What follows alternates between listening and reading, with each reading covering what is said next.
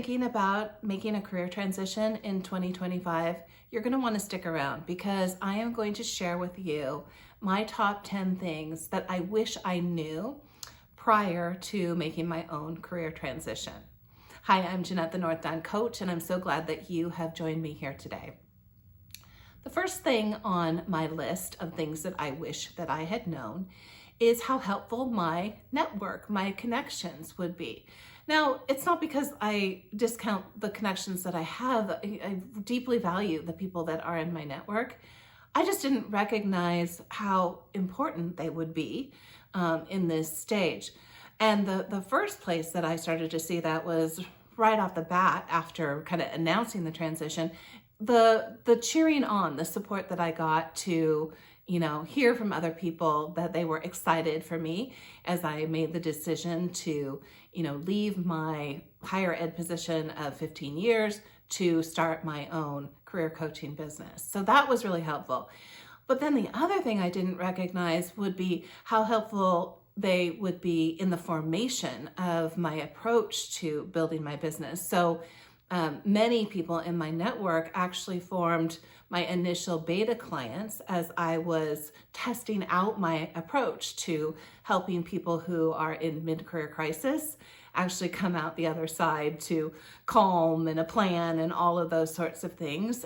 So my network was just invaluable, and I didn't recognize that beforehand, but I certainly do now.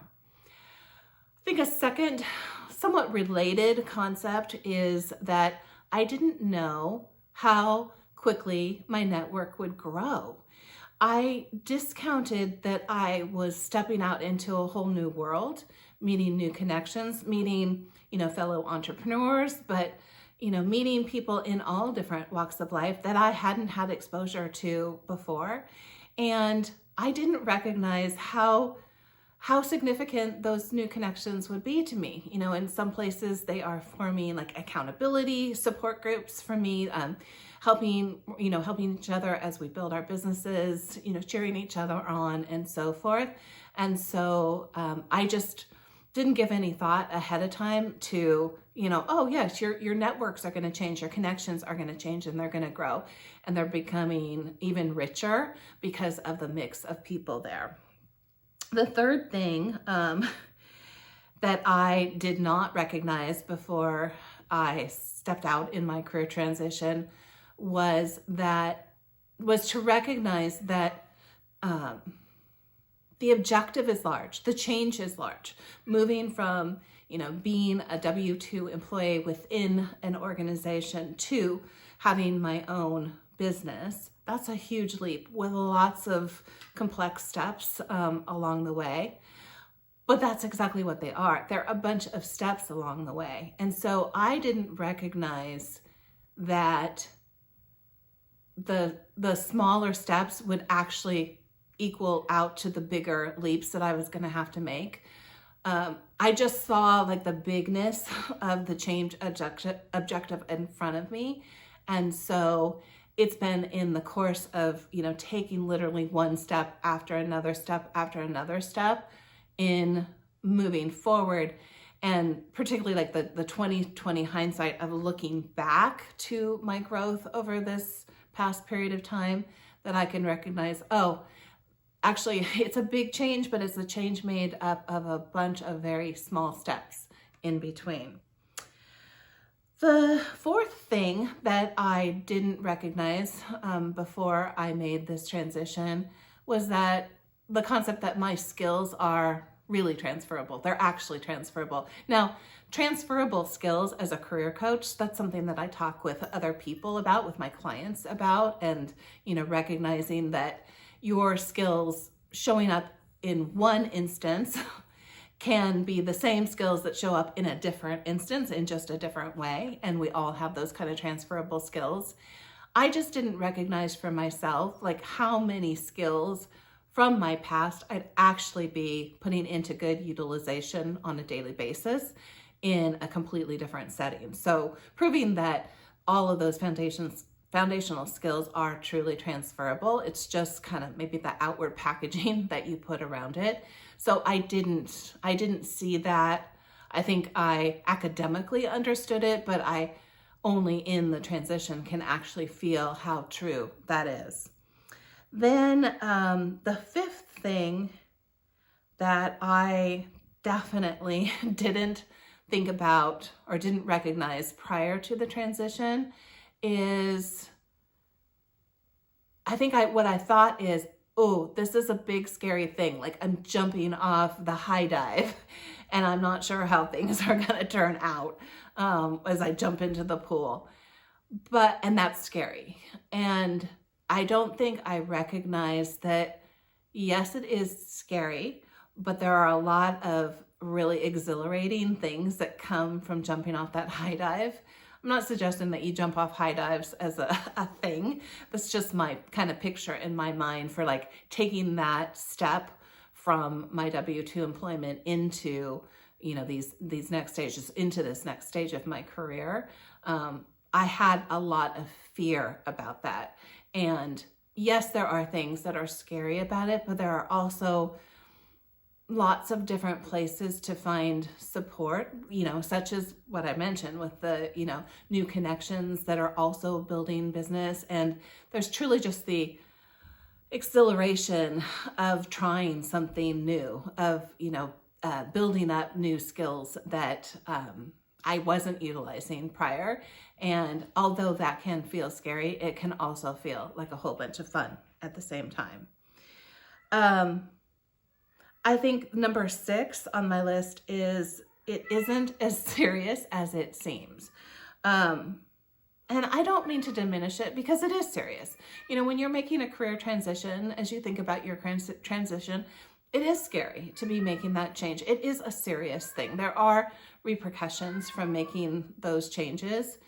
And yet, despite that, there aren't that many things that I can't just undo. I take my YouTube journey seriously, but I also take it with like a grain of salt. Like this is fun. This is, I'm looking for the lighter side of this as well. I know that a lot of things that I do in YouTube are not great professional looking videos, and I'm not the best speaker, and on it goes. I know all of that. But I'm also having a lot of fun at this. And I think other people like you in a transition can find the lighter side as well. Number 7 is somewhat related to, it's not as serious, so somewhat related to number 6. But it's the concept that mistakes are actually good. This is a big one that I did not have prior to making this transition. I would have described myself prior to this change as being somewhat perfectionistic, just striving to, dot every I, cross every T, have that as, even though, we know that that's not possible, but and yet it was, something that I agonized over. And in this transition, I'm not sure what has really made that so possible for me, but I definitely am approaching things from let's give it a try. And, if it's a mistake, if there's something that doesn't go right with it, well, that's part of the learning process. That helps me to figure out, okay, well, it's not that direction. Maybe I need to try something over in this direction. And I think some of the discovering of that is just from watching other people make those same discoveries and recognizing that if I'm so frozen in perfectionism that I don't move forward at all, literally like I'm struggling with dotting the I, crossing the T, well, that's not going to do me any good. There's no progress that's coming from that. So there's so much better progress that comes from taking action, even if it means that some things could be categorized as mistakes that I do. In fact, maybe a lot of things that I do could be categorized as mistakes. Still, it's movement. Still, it's movement that brings about learning and therefore growth. The other, number 8, would be, in my case, this is not true for everyone in thinking about a transition, but because my transition is about building a business, one of my things that I have really only recognized as I have gotten out there and have been building it is that, you know, despite a number of people saying like, oh, you can have 6-figure businesses, you know, from day one when you're starting out, sell a course, do whatever. It's not as easy as that. And it takes a while to build your business. And so it is best to really think about if part of your transition is building some kind of a business, to recognize that your business is a baby.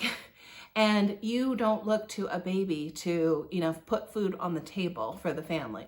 No, the baby has to, you know, grow through the stages, toddlerhood and, you know, elementary school age and all of those things to be at the point where it is an adult functioning business that is capable of providing, you know, the support that you would be looking for. So I think that it's really important to recognize that as a very normal expectation of business building if that's in your future.